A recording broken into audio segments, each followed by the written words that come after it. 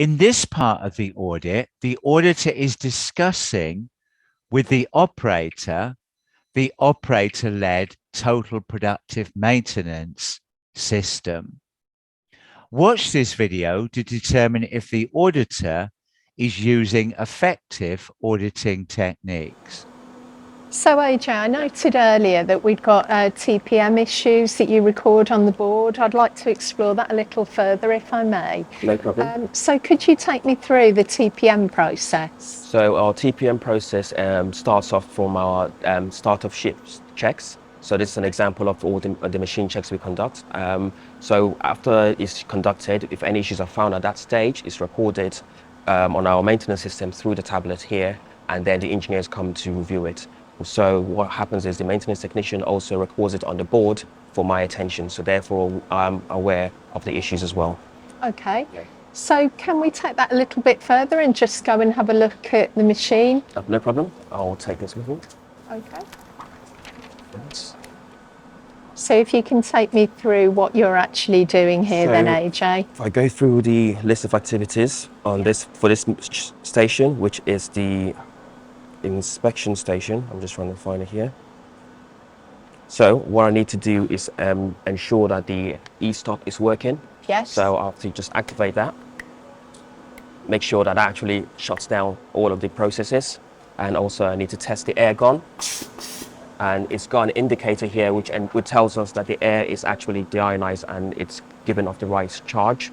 So I have to just double check that. So it's got an indicator which comes on, and I've just looked at that, and that looks good.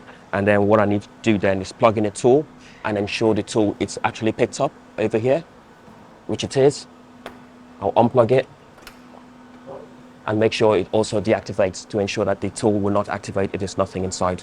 Okay. So now that completes the list of checks I need to do for this particular job.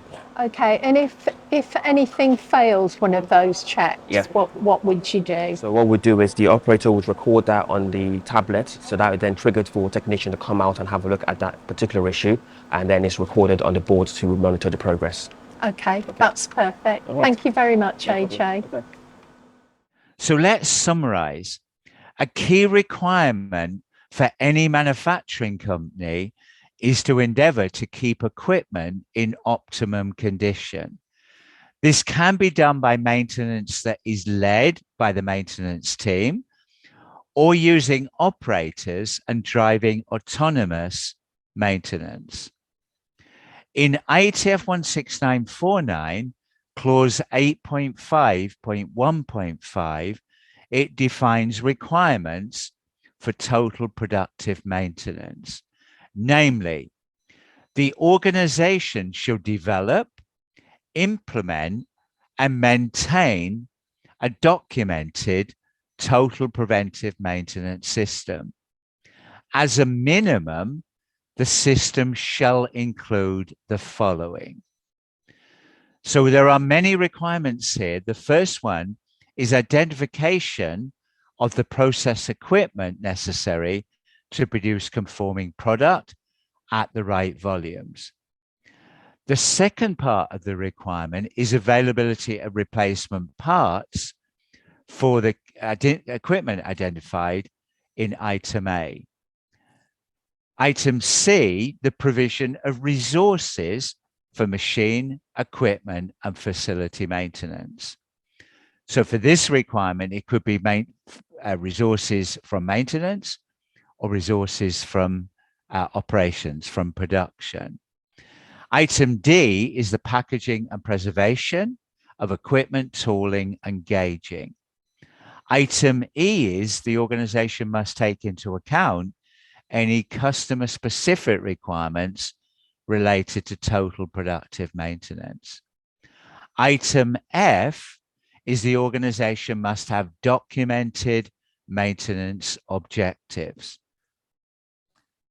Item G is the organization must do a regular review of the maintenance plan and objectives and a documented action plan to address corrective actions where objectives are not met. Item H is the organization has to use preventive maintenance methods And if applicable, item I is they have to use predictive maintenance methods. And item J is related to periodic overhaul.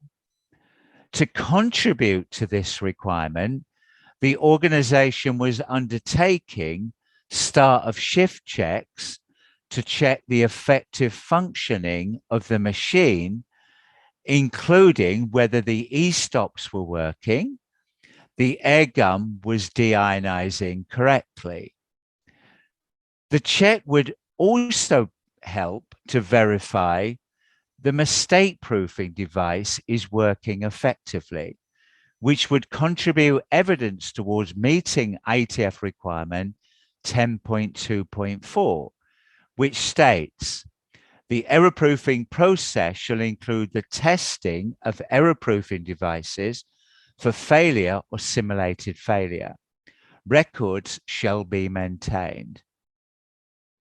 The audit then followed up on what action the organization had been taking when any issues are found in undertaking TPM checks, which could then be followed up by the auditor later in the audit using fairly recent examples. So let's summarize the key learning points.